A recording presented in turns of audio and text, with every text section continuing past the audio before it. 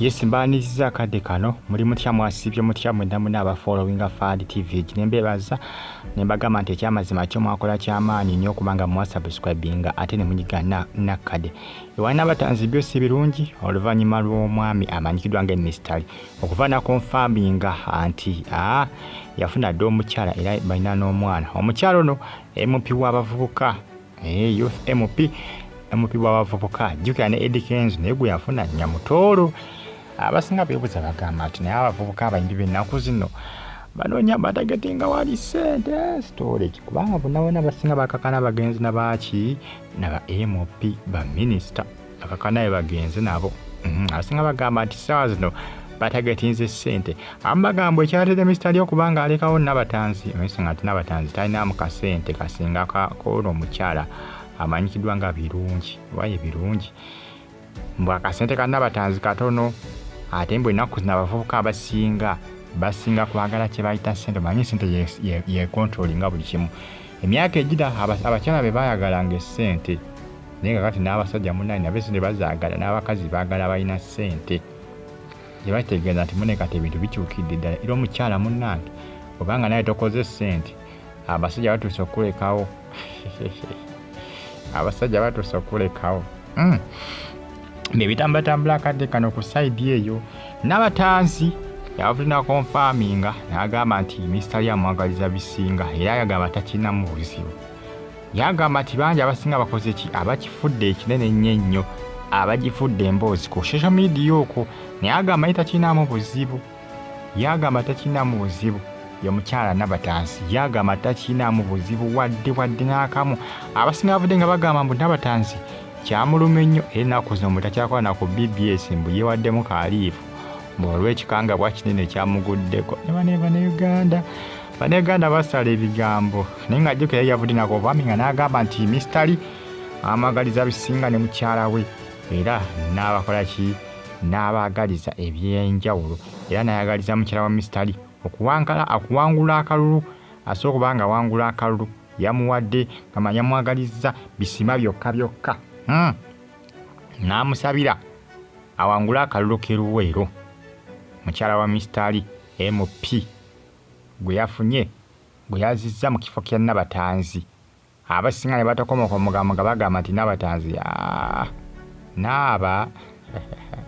Nabatanzi mukyakoze ki mukyamulumye mukazi watu bangi bakoze ki babikuliriza nnyo Nabatanzi yongedde okuba nga akola ki yongedde okuba nga akonfaminga nga agamba nti abannange nze sinakirayo kyannumye misitali mukwano gwange just kati mwasi nga babiteekawo mbusemanyanga bba wange mba sibategeera Nabatanzi yeewakanye n'agamba nti misitali nze mikwano gyange bonna babbitusi ye Nabatanzi bwe yakonfaminze naye nga abasinga bagamba nti ekyalede misitali okuba nga alekawo Nabatanzi buzibu bw'amajja buzibu bwa jaani buzibu bwa ssente omukyalo n'alina ssente ate alabika bulungi naye newankubadde ne naaba waffe alabika bulungi naye akasente kabulamuko lwasa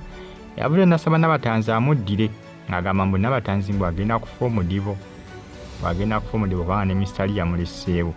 lwasa yagamba nti Nabatanzi tamugobangako mbu Nabatanzi yeegoba era avudde n'akola ki n'amusaba n'amugamba akole ki addeyo baddemu laavu yaabwe gye baalimu era lwasa agamba nti aliyodde okubanga akyusa mu neeyisa ye byonna agamba nti byonna ebyatuukawo byonna yakoze ki yabikubye enkoona era agamba nti Nabatanzi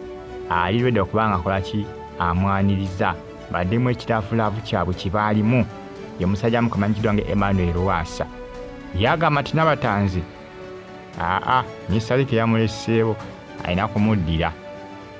Lwasa yagamba nti Nabatanzi bw'anaatamuddidde mbu abasajja bonna bajja kumulekangawo bulesi naye ng'atejjukira kufe ffenna tewali amanyi bba wa Nabatanzi newankubadde ebya misitali bizinga bibeerawo naye tewali tugamba birabika bibadde nga sina bituufu ndowooza oba oliawo mwenze kwali nga bibadde bituufu naye ng'oba oliawo yamaa n'afunayo omusajja omulala yamaa n'afuna omusajja omulala ndowooza oba oliawo n'ebya misitali byali bituufu ndoza ne bitatambula bulungi. Kuba si buli kimu ekimukwatako tujja kukimanya era abantu abamu ng'ebintu babisinga bakola ki babikuumira mu byama nga si buli kimu nti agenda kukola ki si buli kimu nti agenda kiteekawo mu public. Kati ngera ano baazaana dda omwana tujje tubitegeere alinga Edikenzo ne Nyamutoolo bali baazaala dda omwana dda era abantu abamu ng'oluusi nti babiteeka nnyo mu private nga tebabyagala nnyo okubeera nga bisansamadde ku social media okwo nga bimansuse kwonna kunno okwo. Abo baagala okukola ki baagala ebintu byabwe bibeere bya private nga byakyama si bya public nti buli omu agenda alina okuba nga akola ki alina okuba nga akimanya gye bali abantu bwe batyo. Kaakati Nabatanzi nze ngamba alabika alina omusajja gy'ali lwasa byagamba mu Nabatanzi yaddiba tamanyi buli kimu kyonna kikwata ku Nabatanzi. Nabatanzi yagamba nti Mr. lyamwagaliza bisinga ne mukyala we ono Honorable Omupya abagaliza bisinga era munnange yamusabidde asobola okuba nga wangula akalulu k'erubweru.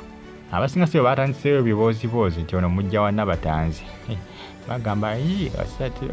mujja we nakwagaliza ekirungi. Ono si mujja we, mulekerawo bannange, mulekerawo ku social media, mulekerawo ba social media endorse. Bae mukazi watu mumuleke mukyala Nabatanzi omwana waffe ow'olugave omwana w'olugave Nabatanzi bagita Faadi TV gifaadi yo News KB TV yo gikosa ne KR TV Uganda tuwewe kubanga supporting automatic no kubanga olaba filimu zaabwe wali ku YouTube bagita Faadi TV amangere okubanga mugiye kumira corporate simbani nazo siba zitambula okwetolola eggwanga lya Uganda. Kugamba nti ka comment section we kali awo ntera obaka mu ka comment section ate osigalinga ogi followinga ambeera bulungi.